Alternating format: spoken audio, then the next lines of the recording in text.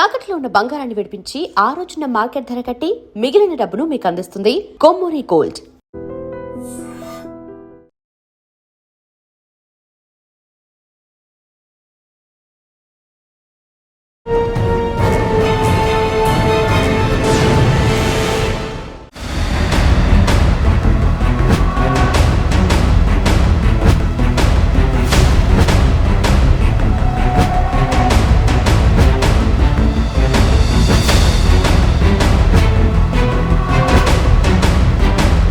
వాగపాక్ పక్కనే మనకి ధర్మారం క్యాంప్ కనిపిస్తుంది, సిఆర్పిఎఫ్ క్యాంప్. ఈ క్యాంప్ మీద దాడి చేసి అక్కడ ఉన్న తుపాకులు తీసుకెళ్లాలని హిడ్మా ఆధ్వర్యంలో దాదాపు 300 మంది మావోయిస్టులు అటాక్ చేశారు. దాదాపు 4 గంటల పాటు వాళ్ళు పోరాటం జరిగింది. ఫైరింగ్ దీంట్లో మాత్రం అటు పోలీసులు చనిపోయారు, ఇటు మావోయిస్టులు 4 చనిపోయారు. ప్రస్తుతం మనం కొండపల్లి మార్కెట్లో ఉన్నాం. ఇది బీజాపూర్ జిల్లాలో అతిపెద్ద మార్కెట్.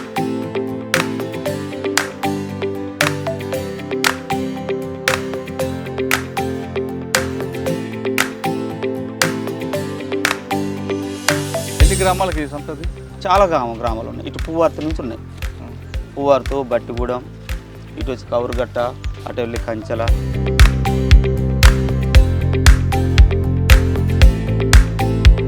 మనం వాళ్ళు ఇచ్చే చింతపండుకి అయితే బంగాళదుంప ఉల్లిపాయ బదిలీ చేస్తాం, అలాగే బియ్యం ఇస్తాం. వాటికి డబ్బులు అయితే 40 రూపీస్ కిలో తీసుకుంటాం. మనం కొంచెం చూసుకొని ఇచ్చేస్తాం స్టేట్లకి. ఇక్కడ ఏం దాడులు జరుగుతుంటాయా? జరుగుతూ ఉంటాయి. ఏం దాడులు అంటే వాళ్ళకి వీళ్ళకి యుద్ధాలు జరుగుతాయి, కానీ ఇక్కడ అయితే జరగలే. బయట ఎక్కడెక్కడో జరుగుతాయి. అన్నలు లేకపోయినా పర్వాలేదు. పర్లేదు. ఉన్నప్పుడు బాగుందా, లేనప్పుడు బాగుందా? లేనప్పుడే బాగుంది. వీటివంతా మావోయిస్ట్ పార్టీ గతంలో అంతా వాళ్ళదే రాజ్యం. వందలాది వేలాది మంది ఉండే ప్రాంతం ఇది, ముఖ్యంగా హిడ్మా. ఈ ప్రాంతంలో గతంలో ఎలాగుంది, ఇప్పుడు ఎలాగుంది? గతంలో మేము ఈ ప్రాంతానికి రావాలంటే చాలా ఇబ్బంది పడేవాళ్ళండి. మోటార్ సైకిల్ ద్వారా చిన్న కాలిబాట ద్వారా వచ్చేవాళ్ళం. అది కూడా ఏంటంటే దట్టమైన అటవీ ప్రాంతం ఉండేది. ఈ ఆపరేషన్ కగార్ తర్వాత రహదారులు విస్తరణ బాగు చేశారు. ప్రతి మారుమూల గ్రామానికి కూడా ఈరోజు ఈ 4th విలేజ్లో 2013 మార్చి బహుశా 16వ తారీఖు అనుకుంటా ఆ రోజు ఎన్కౌంటర్ అయింది. ఎన్కౌంటర్ అయితే అందులో దాదాపు 9 మంది మావోయిస్టులు చనిపోయారు. ప్రతి గ్రామంలో కూడా ఒక చెక్ పోస్ట్ ఏర్పాటు చేసేవారు. చెక్ పోస్ట్ ఏర్పాటు చేసి మీరు ఎటు వెళ్తున్నారు, మీరు ఎవరు అని అడిగేవారు. అంటే మేము ఈ ప్రాంతంలో మావోయిస్టు ప్రాబల్యం పెరగడానికి హిడ్మా కారకుడు, మావోయిస్టు ప్రాబల్యం తగ్గిపోవడానికి హిడ్మా కారకుడు అంటారు. ఎందువల్ల? హిడ్మా అంటే ఈ ప్రాంతంపై ఆయన ఇక్కడ పుట్టి పెరిగిన వ్యక్తి కాబట్టి అండి, ఈ ప్రాంతంలో ఆయన గట్టి పట్టుంది. 2013 తాడిమెట్ల దాడి. ఆ తాడిమెట్ల దాడి నుండే మావోయిస్టు పార్టీకి ప్రాబల్యం పెరిగిందని మీరంటారు, కానీ పార్టీకి డౌన్ఫాల్ అక్కడి నుంచి స్టార్ట్ అయింది పార్టీ అంటారు. ఏది కరెక్ట్? వాస్తవానికి మావోయిస్టు పార్టీకి డౌన్ఫాల్ అయితే అప్పుడైతే ఏం అవ్వలేదు. ఆ దాడి అతిపెద్ద దాడి. ఆ దాడి తర్వాతనే అసలు మావోయిస్టు పార్టీ అంటే ఒక భయం అనేది కూడా జనాలలో పెరిగింది.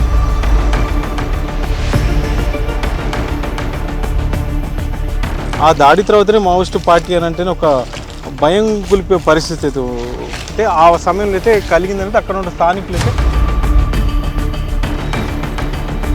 ఆపరేషన్ కగార్ ముందు దండకార్యం ఎలాగుంది, ఆపరేషన్ కగార్ తర్వాత దండకార్యం ఎలా ఉండబోతుంది? ఆపరేషన్ ముందు దండకార్యంలోకి మనం వచ్చిన పరిస్థితి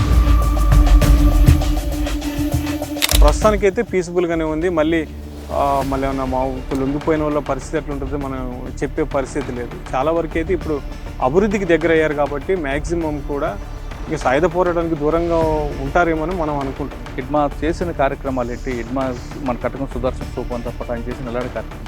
ఒక విధంగా చెప్పుకోవాలంటే ఈ ప్రాంతాల్లోని చాలా వరకు హిడ్మా ఆదివాసులకు మెయిల్ చేశాడని అయితే నేను స్థానికులు నాకు కొంతమంది చెప్పడం జరిగిందంటే, వాళ్ళకి ఏ సమస్య ఉన్నా కూడా హిడ్మా ముందుండేవాడని అయితే చెప్పుకొచ్చేవాళ్ళు.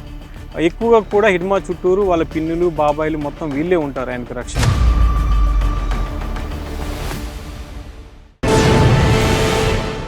డ్రీమ్. ప్రస్తుతం మనం తెలంగాణ ఛత్తీస్గఢ్ సరిహద్దులు ఉన్నాం.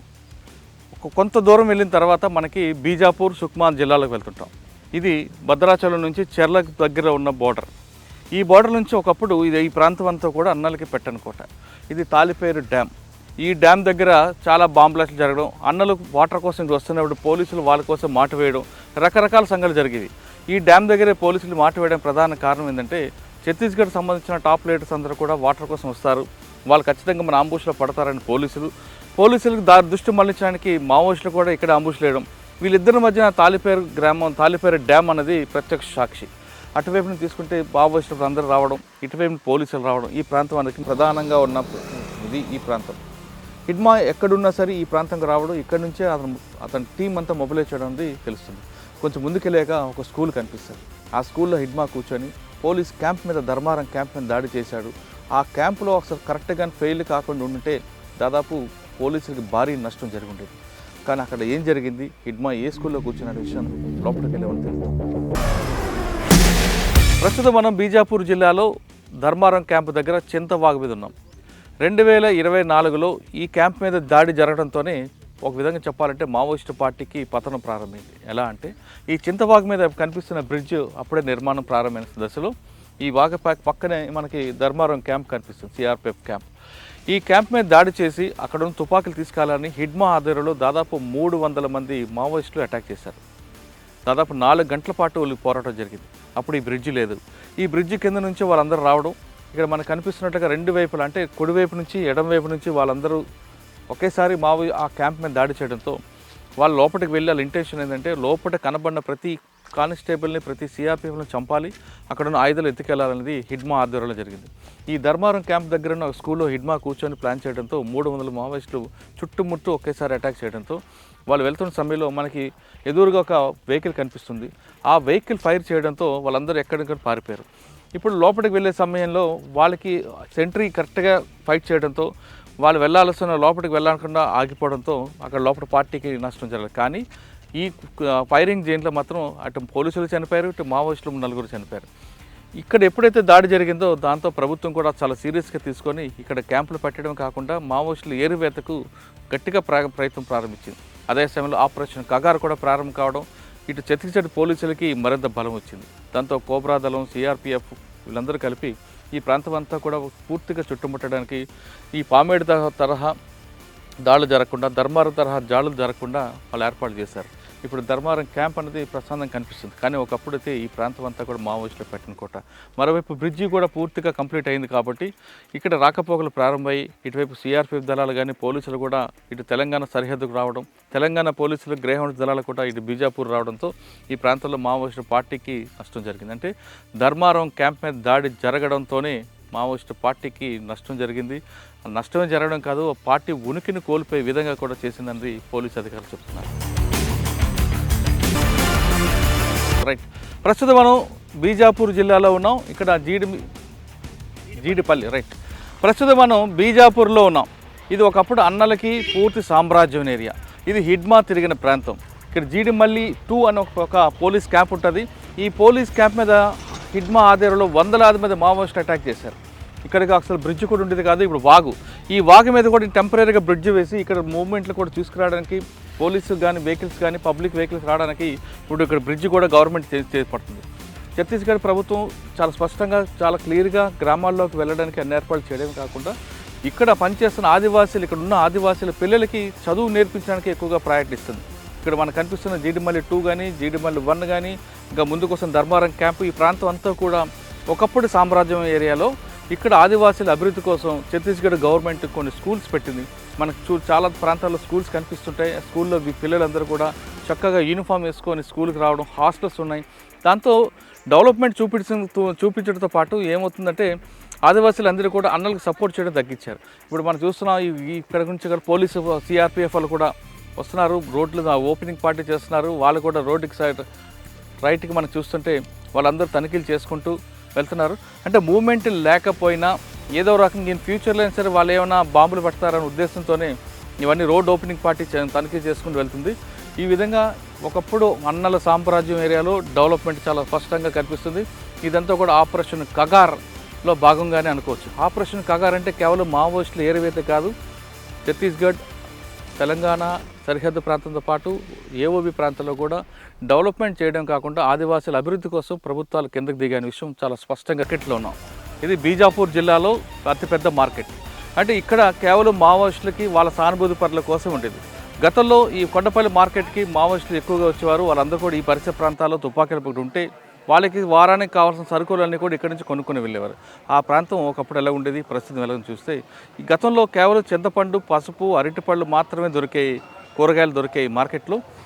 మావోయిస్టు పార్టీ పూర్తిగా ఇక్కడి నుంచి వెళ్ళిపోయిన తర్వాత ఇదే మార్కెట్లో రకరకాల ఫ్రూట్స్, సెల్ ఫోన్లు, షూస్ అన్నీ కూడా వస్తున్నాయి. అంటే ఇక్కడున్న ఆదివాసీలకి వాళ్ళ అలవాట్లు కూడా మారాయనే విషయాన్ని చాలా స్పష్టంగా తెలుస్తుంది. ప్రస్తుతం మనం చూస్తున్నాం చింతపండు అవన్నీ కనిపించేవి, కానీ ఇప్పుడు మాత్రం ఇక్కడ సెల్ ఫోన్స్ కనిపిస్తున్నాయి. అటువైపు వెళ్ళి తీసుకుంటే పెర్ఫ్యూమ్ బాటిల్స్ ఉన్నాయి, షూస్ ఉన్నాయి, జీన్ ప్యాంట్లు, టీ షర్ట్లు. అంటే వాళ్ళ యొక్క మావోయిస్టు పార్టీ వెళ్ళిపోయిన తర్వాత ఇక్కడున్న ఆదివాసుల అలవాట్లు కూడా మారే విషయాన్ని చాలా స్పష్టంగా కనిపిస్తుంది.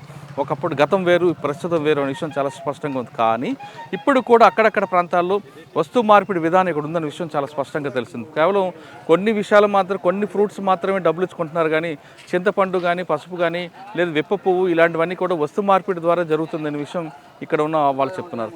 ప్రభుత్వాలు, ఛత్తీస్గఢ్ ప్రభుత్వం ఈ ప్రాంతం మీద ఎక్కువగా ఫోకస్ చేసింది. రోడ్లు వేశారు, స్కూల్స్ పెట్టారు, అన్నీ బాగున్నాయి. కానీ దళారు వ్యవస్థను మాత్రం పూర్తిగా అరికట్టాల్సిన అవసరం ఎంతైనా కనిపిస్తుంది. లేదంటే మరొకసారి ఈ పరిస్థితి తిరగబడే అవకాశం కనిపిస్తుంది.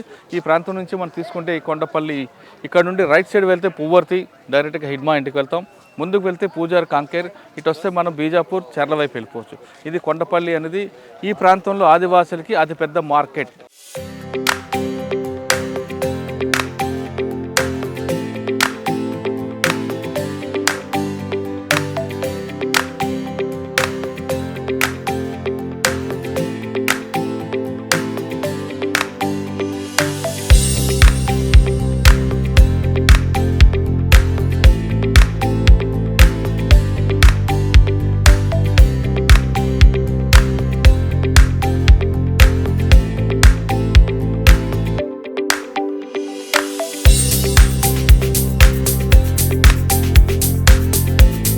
పేరేం పేరన్నా? నా పేరు మణికంఠ. ఎప్పటి నుంచి చేస్తుందా మార్కెట్? 6-7 సంవత్సరాలు చేస్తాను. అన్నాలు వచ్చి ఉంటారా? రారు ఇక్కడ, ఓన్లీ సొంత జనాలే వస్తారు. వాళ్ళు వచ్చి కొంటుంటారట కదా, కొనుక్కొని వెళ్ళేవారట? కొనరు, రారు ఇక్కడ. ఇప్పుడు వస్తుంటారా? ఎప్పుడు రా అంటే పోలీసులు వచ్చేవారు అప్పుడు కొని? అంటే మనకి వాళ్ళు ఎవరనేది మనకు తెలియదు కదా, ఇలా జనాలు వచ్చినట్టే వచ్చి కొనుక్కొని వెళ్తారు ఎవరైనా. పోలీసు వాళ్ళు రారు ఇక్కడ. ఇక్కడ ఏం దాడులు జరుగుతుంటాయా? జరుగుతూ ఉంటాయి. ఏం దాడులు అంటే వాళ్ళకి వీళ్ళకి యుద్ధాలు జరుగుతాయి, కానీ ఇక్కడ అయితే జరగలే. బయట ఎక్కడెక్కడో జరుగుతాయి. ఇక్కడ వస్తువులని కొనుక్కొని అమ్ముతుంటారా, లేదంటే ఇంకా ఏమైనా దళారులు ఉన్నారు ఇక్కడ? అంటే మనం జనాలకు అమ్ముకోవడమే. దళారులు లేరా? లేదు. ఇక్కడ అన్ని బయట నుంచి వస్తే మార్కెటా, లోపల నుంచి కూడా వస్తాయి? బయట నుంచి వచ్చే మార్కెట్, చెర్ల నుంచి వచ్చే మార్కెట్. ఇక్కడ పండించి వచ్చిన మార్కెట్ ఎక్కడ ఉంది? పక్కన పెడుతున్నారు కదా చిన్న చిన్న షాపులు, అవి ఇక్కడ పండించినాయి. అన్నాలు లేకపోయినా పర్వాలేదు? పర్లేదు. ఉన్నప్పుడు బాగుందా, లేనప్పుడు బాగుందా? లేనప్పుడే బాగుంది. ఎందుకు అంటే ఎవరనేది మనకు తెలియదు కదా, ఇక్కడ వాళ్ళని వీళ్ళని తెలియదు కదా. సేమ్ అలాగే ఉంది, యాస్టీజ్గా. అప్పుడు ఎలాగుంది, ఇప్పుడు అలాగే.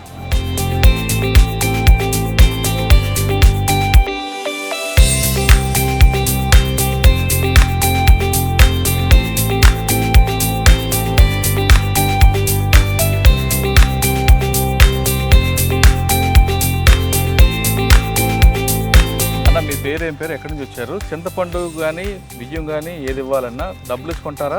ఎన్ని కేజీలు చింతపండు తీసుకుంటే ఎన్ని కేజీలు బియ్యం ఇస్తారు? డబ్బులు అయితే 40 రూపాయలు ఇస్తామండి చింతపండుకి కేజీ.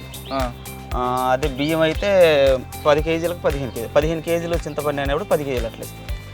బియ్యం ఇస్తారు, ఇంకేమైనా ఇస్తాం? బియ్యం ఇస్తాం, ఉల్లిపాయలు, బంగాళదుంపలు అవన్నీ సరి ఈక్వల్ ఇస్తాం. అంటే వస్తు మార్పిడి ఉంది ఇంకా? అవును. ఎందుకు డబ్బులు తీసుకోవచ్చు కదా? డబ్బులు అంటే వాళ్ళు కావాలంటారు, వాళ్ళు మేమేం చేయలేము దానికి. అది వచ్చినప్పుడు మా వ్యాపారం పోద్ది కదా. అవి కావాలంటారు వాళ్ళు. కావాలంటే మేము ఇవ్వకపోతే మళ్ళీ రెండోసారి మాకు డబ్బులు కూడా రారు. ఏమి ఇస్తుంటారు ఇక్కడ? చింతపండు ఒకటే, ఇంకే ఉంటాయి? ఇప్ప పూలు ఇస్తారండి, విప్ప పువ్వు, ఇంకా చింతగింజలు ఇస్తారు. మీరు పువ్వు తీసుకొని ఇప్ప పువ్వు తీసుకొని మేము వీళ్ళకి అమ్మేస్తాం. మండి వాళ్ళు ఇక్కడికి వచ్చినప్పుడు మేము రిటైల్ తీసుకుంటాం, హోల్సేల్గా వాళ్ళకి అమ్మేస్తాం. ఇక్కడ చింతపండు కేజీ ఎంత కొంటారు? చింతపండు వచ్చి 40 రూపాయలు. కిందకి ఎంత అమ్ముతారు? 45, 46. కానీ మీకు మరి ఖర్చులు ఉంటాయి కదా? ఉంటాయి కదా. చింతపండు ఇంకేముంటాయి? ఇప్ప పువ్వులు కాకపోతే సీజన్ రాలేదు ఇంకా. అదేంటిది? అవి పాత చిన్న ఇప్ప పువ్వులు. ఇప్ప పువ్వు ఇది? ఇప్ప పువ్వు. దీంట్లోంచి సారా వస్తుందా? సారాకు ఇంకా మిగతాది ఏం చేస్తారో మనకు తెలియదు. యాక్చువల్గా అయితే సారా ఇటుకేసులు. మీది ఎవరికి అమ్ముతారు ఇది? వస్తారండి ఇక్కడ సేట్లు వస్తారు, ఆవుపిల్లి ఆసీస్ వాళ్ళు వస్తారు. కాకపోతే ఇప్పుడు రావట్లేదు అయినా అట్లా ఎవరు మన దగ్గర ఒక 2 రూపాయలు 3 రూపాయలు ఎక్స్ట్రా ఎవరు పెడితే వాళ్ళకి ఇచ్చేస్తారు. ఒకప్పుడు ఇది అన్నల ఏరియా చూసేవారు, ఎప్పుడు అన్నలు వచ్చేవారు ఇక్కడికి. ఇక్కడికా ఇందులోకి అయితే ఒకప్పుడు ఎప్పుడో అంటే మామూలు సంఘపోళ్ళు ఉండేటోళ్ళు, వాళ్ళు పెట్టేటోళ్ళు. వాళ్ళైతే బహిరంగంగా ఇట్లా వచ్చి అయితే పెట్టేటోళ్ళు. ఇప్పుడు అంతకుముందు గతంలో ఎప్పుడైనా పెట్టారేమో కానీ ఈ గత 5-6 సంవత్సరాలు అయితే ఇప్పుడు పెట్టలేదు. సంత కాపోయినా ఇక్కడ కొంతమందికి వాళ్ళు దళారులకి రాకుండా రేట్లు తగ్గించకుండా పెట్టామని చెప్తుంటారు, నిజమేనది? రేట్లు అంటే వాళ్ళు ఉన్నప్పుడు కరెక్ట్ ఖచ్చితమైన రేట్లు నడిచినాయి, నిజమే అది. అది నిజం. ఇప్పుడు అంటే ఇప్పుడు ఎవరిష్టాసారం అయిపోయింది వాళ్ళు. ఎందుకంటే భయం అనేది లేదు. ఇప్పుడు మేము కాటా పెట్టాము, నా కాటా కరెక్ట్ లేదనుకోండి, వాళ్ళతో రేపు కొట్టడం అనేది జరిగింది, ఏదైనా చేయగలరు. ఆ భయం ఉంటుంది కాబట్టి నేను చేయలేను కదా, మోసం అనేది చేయలేను కదా. ఇప్పుడేముంది, నేను ఇంత మాట చెప్పిన నేనైనా చేయొచ్చు, చెప్పలేము కదా. నిజం మాట్లాడారు. అది అంటే వాళ్ళు ఉండడం మంచిది అంటారా? వ్యాపారం విషయంలో అయితే వాళ్ళు ఉన్నప్పుడే బాగా నడిచింది. ఖచ్చితమైన రేటు 40 రూపాయలు చెప్తే 40 రూపాయలు ఖచ్చితంగా ఇచ్చాం. మాకు వచ్చే 3 రూపాయలు 4 రూపాయలు చూసుకొని ఇచ్చేసేటోళ్ళం, బాగుంది. అప్పుడు ఇప్పుడు కస్టమర్కి ఇప్పుడు ఏముంది, ఇప్పుడు అవతలాడు మోసం చేసినప్పుడు మేము కూడా చేయవలసి వస్తుంది. అవతలాడు 50 రూపాయలు అన్నప్పుడు నేను ఇవ్వకపోతే నా దగ్గర రాడు కదా కస్టమర్, నేను కూడా చేయవలసి వస్తుంది. ఇప్పుడు నేను కూడా ఈ కాటా మీద 40 రూపాయలు ఇస్తానంటున్నా, అది ఇవ్వట్లేదు, నాకు 50 రూపాయలు కావాలంటున్నా, నేనేం చేయాలి? లేకపోతే నా వ్యాపారం పోతుంది. నేను దీని మీద 40 రూపాయలు ఇస్తానంటాను, నేను 45కి అట్లా అమ్ముతున్నాను కాబట్టి, 46కి అమ్ముతున్నాను కాబట్టి. మరి ఈ సమస్య పోవాలంటే ఏం చేయాలి? ఈ సమస్య పోవాలంటే జనాలల్లో వాళ్ళకి ఒక ఇది రావాలి. ఊర్లో ఉన్నోళ్ళు కుర్రోళ్ళు, చదువుకున్న కుర్రోళ్ళు ఇట్లా అమ్మాలి, ఇట్లా చేయాలని వాళ్ళు చెప్పాలి. ఎందుకంటే వాళ్ళు ఎట్లా లేరు అంటే ఇప్పుడు అంత ఇది లేదు కాబట్టి ఊర్లో ఉన్న చదువుకున్న కుర్రోళ్ళే మనం ఇట్లా చేయాలని వాళ్ళు చెప్పాలి.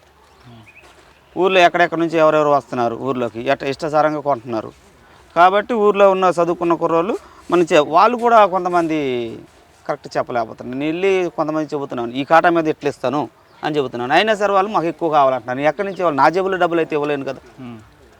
మార్జిన్ ఒక 5 రూపీస్ 4 రూపీస్ లేకుండా చేయలేను. వ్యాపారం అంటూ అలా మార్జిన్ ఉండాలి కదా. కూలి వాళ్ళు వస్తారు, వాళ్ళు వస్తారు, వీళ్ళు వస్తారు, అక్కడి నుంచి రావాలి, తీసుకెళ్ళాలి. అది అట్లా అప్పుడు ఏం చేసేటోళ్ళు వాళ్ళే చెప్పేటోళ్ళు, ఇంతకు తీసుకోవాలి ఇంత. అప్పుడు వాళ్ళకి మాకు ఇంత ఇది ఉండేది కాదు. ఇప్పుడు మీ ఎంతమందికి చెబుతాం మేము? ఇప్పుడు మీలాగా ఎంతమంది వస్తారు ఇక్కడికి? చాలామంది, వీళ్ళందరూ వచ్చేటోళ్ళు. ఈ కొండపల్లి సంతకి ఎక్కువ ఫేమస్ ఏంటి? సరుకు వస్తుంది, బాగా వస్తుంది. ఇప్ప పూలు, గారబద్దలు, చింతపండు, చుట్టుపక్కల బాగా ఊర్లు ఉన్నాయి కాబట్టి. ఎన్ని గ్రామాలకి ఈ సంతది? చాలా గ్రామాలు ఉన్నాయి. ఇటు పువ్వార్తి నుంచి ఉన్నాయి, పువ్వార్తు, బట్టిగూడెం, ఇటు వచ్చి కౌరుగట్ట, అటు వెళ్ళి కంచెల, ఇవన్నీ. ఇటు నుంచి వచ్చి దామారం, ఇటు వెళ్తే కోమటపల్లి, రేగపల్లి, ఇటు వెళ్తే తిమ్మిరిగూడెం, అటు కమలాపురం, నరసాపురం, ఇట్లా చుట్టూ చాలా ఊర్లు ఉన్నాయి. అందుకే ఇక్కడికి ఎక్కువ వస్తారు. ఇక్కడ ఉన్న దాంట్లో ఇదే పెద్ద సంత. ఇంకేమున్నాయి ఇంకా ఇది కాకుండా సంతలా? ఇది కాకుండా అంటే మరి చుట్టుపక్కల అయితే అటు ఉంది, మళ్ళీ భీమారాన్ని ఉంది కానీ అది పెద్ద సంత ఏం కాదు. ఇది పెద్దది, ఇదే పెద్ద. వారానికి ఒకసారి భీమారం ఉంది కానీ అది అంత పెద్ద సంత ఏం కాదు, అంటే కొద్దిగా వస్తారు. పెద్ద సంత అంటే ఇదే. ఇప్పటికీ చూస్తున్నాం, కనిపిస్తుంది మనకి ఎంత డెవలప్ అయినా వస్తు మార్పిడి ఉందంటారు. కానీ దానికి కూడా కారణం ఆదివాసీలే. వాళ్ళు అభివృద్ధి లేకపోవడం వల్లే ఇటువంటి పరిస్థితి వచ్చిందని ఒక మిత్రుడు చెప్తున్నారు. ఇప్పటికైనా ప్రభుత్వాలు ఖచ్చితంగా వచ్చి వీళ్ళకి వస్తు మార్పిడి వల్ల వచ్చే లాభం ఏంటి, డబ్బు తీసుకుంటూ వచ్చే నష్టమా ఏంటి, లాభమా అనే విషయాన్ని వీళ్ళకి అవగాహన కల్పిస్తే వాళ్ళలోనే మార్పు వచ్చే అవకాశం ఉందని చాలా స్పష్టంగా తెలుస్తుంది. ఇది కొండపల్లి సంతలో ఇది ఒకటే కాదు, విప్పు పువ్వే కాదు, రకరకాల వస్తువులు ఉంటాయి. ఈ ప్రాంతంలో దాదాపు 7 గ్రామాలు కానీ అన్ని గ్రామాలకి అతిపెద్ద సంత ఏదంటే కొండపల్లి. ఇక్కడ గతంలో మావోయిస్టులు వచ్చేవారు, వాళ్ళకి కావాల్సిన సరుకులను కొనుక్కెళ్ళారు. వాళ్ళు రాకపోయినా వాళ్ళకి సానుభూతి పనులు వచ్చి ఈ సంత మీద ఆధారపడేవారు. ఇక్కడ పువ్వర్తి కానీ హిడ్మాకు సంబంధించిన కానీ వివరాలు ఇక్కడ రావాల్సింది. ఇప్పుడు మనం ముందుకు వెళ్తే కొంత దూరంలో పెద్ద పెద్ద బండరాలు కనిపిస్తాయి, అదే దామోదర్కి అడ్డా. ఆ దామోదర్ కూడా అక్కడి నుంచి ఫోటోలు దిగి మీడియాకి రిలీజ్ చేసిన వ్యక్తి. ఈ ప్రాంతం అన్నలకి పెట్టని కోట, వాళ్ళ సామ్రాజ్యం అన్నది చాలా స్పష్టంగా చెప్పొచ్చు. కానీ ఇప్పుడు కాదు, ఇప్పుడు పూర్తిగా పోలీసుల క్యాంపుల మధ్యలో నడుస్తుంది కాబట్టి ఎలాంటి ఇబ్బందులు. కానీ ఆదివాసీలు నష్టపోకుండా ఉండాలంటే ప్రభుత్వాలు ఖచ్చితంగా వాళ్ళకి అవగాహన కార్యక్రమాలు కల్పించిన అవసరం ఎంతైనా కనిపిస్తుంది.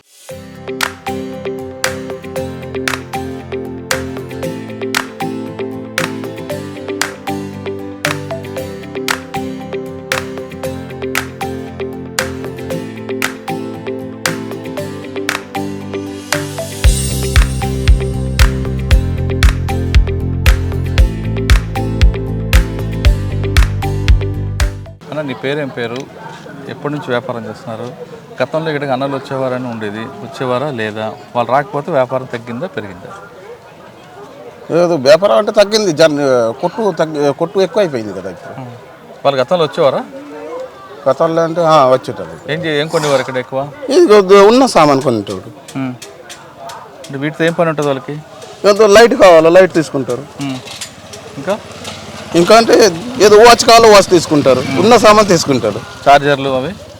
చార్జర్ అంటే కరెంట్ లేనప్పుడు కరెంట్ ఇక్కడే అది డీసీ చార్జర్ కదా తీసుకుంటారు.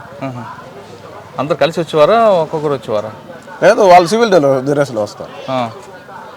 అంటే ఇప్పుడు రావట్లేదు కదా వాళ్ళు? లేదు లేదు లేదు. వాళ్ళ వ్యాపారం పడిపోయిందా, తగ్గిందా, పెరిగిందా? వ్యాపారం ఇప్పుడు తగ్గిపోయినట్టే. అంటే వాళ్ళు వచ్చిన టైంలో వాళ్ళు వెళ్ళిపోయిన తర్వాత పోలీసు వచ్చేవారా, వచ్చేవారు కదా పోలీసులు వచ్చేవారా? పోలీసు లేదు లేదు అప్పుడు లేదు పోలీసు. ఇప్పుడు వాళ్ళు వస్తే ఉంటే బాగుందా లేకపోతే బాగుంది ఇక్కడ? లేదు, లేకపోతే అది అందరికీ మంచిది కదా అంటున్నారు. ఎలా? దాని రోడ్డు పోయినారు, ఏదైనా మంచి పని పోయినారు, చేయనియారు. ఇప్పుడు ఇప్పుడు ఏది చేసినా పర్వాలేదు. ఎవరు ఎక్కువ వచ్చేవారు ఇక్కడ అన్నల్లో? ఏ దళం? అది పేరు తెలియదు. అయితే వచ్చేవాళ్ళు కరెక్టే, కాకపోతే ఎవరు వచ్చేవాళ్ళు ఏ దళం మాకు ఆ సంగతి తెలియదు. డబ్బులు ఇచ్చారా? డబ్బులు అంటే పైసలు ఇచ్చేవారా? పైసలు సామాన్ తీసుకుంటే పైసలు ఇస్తారు. కానీ ఇప్పుడు రాకపోవడంలో బాగుందంటావు? నా గురించి కదా, అందరికీ మంచిగుంటే నాకు కూడా మంచిది. అప్పుడు రోడ్డు లేకపోతే ఎలాగొచ్చేవాడు మరి చర్లపల్లి నుంచి? మేము ఈ దారి భీమారాం దారి. ఇప్పుడు ఇప్పుడు ఈ దారి పామిడి దారి. ఏ దగ్గర నీకు? పామిడి బాగుందా, భీమారం బాగుందా? భీమారం కొంచెం దగ్గర ఉండే. రోడ్లు ఉన్నాయా ఇప్పుడు రోడ్డు పోయలే కదా ఇంకా. కొన్నాం, కూసాం కొన్నాక వచ్చినాం. ఎంత దూరం ఇక్కడికి ఉన్నది 20 కిలోమీటర్లు ఉంటాయి. అవి ఉంటుంది, అంత ఉంటుంది 20. ఎన్నింటి బయలుదేరా పొద్దున్నే? పొద్దున 8. 2 గంటలు వచ్చారు. మీ ఊర్లో గతంలో ఉండేవారు అన్నలు? ఎవరు? మావోయిస్టు రా ఇప్పుడు ముందు వస్తున్నాడు కానీ ఇప్పుడు ఇప్పుడు లేరా? లేడు. ఎవరుండేవారు ఎక్కువ అక్కడ? ఎక్కడ? నీ దగ్గర మాకు ఎవరు లేడుగా. అవి వాళ్ళు ఉన్నప్పుడు బాగుందా, లేనప్పుడు బాగుందా? ఇప్పుడు బాగుంది. ఎందుకు? అప్పుడు ఆడు చీకలు చేస్తేనే చీకలు చేసుకున్నాడు. అంటే మాకు ఇది పొలం పని అనేది చేస్తే వాళ్ళు చీకలు చేస్తున్నారు. ఇప్పుడు బాగుంది. వస్తు మార్పిడి పద్ధతి ఇంకా కొనసాగుతుంది అని చెప్పడానికి కొండపల్లి సంత నిదర్శనం. ప్రస్తుతం మనతో పామిడి సందన ఒక వ్యాపారి ఉన్నారు. ఆయన అడిగి ఏం తీసుకొచ్చారు వాళ్ళు, ఏమిచ్చి ఏం కొంటారు విషయం ఉంటుంది. తమ్ముడు, పామిడి నుంచి వచ్చారు మీరు, ప్రతి వారం జరుగుతుంది. వీళ్ళు ఎక్కడి నుంచి వచ్చారు, ఏం తీసుకొచ్చారు, నువ్వు వాళ్ళకి ఏమిచ్చి వాళ్ళ దగ్గర బయట మొత్తం తీసుకుంటావు? అంటే వాళ్ళు మన ఇక్కడే లోకల్ వాళ్ళు వస్తారు, దూరం నుంచి కూడా వస్తారు.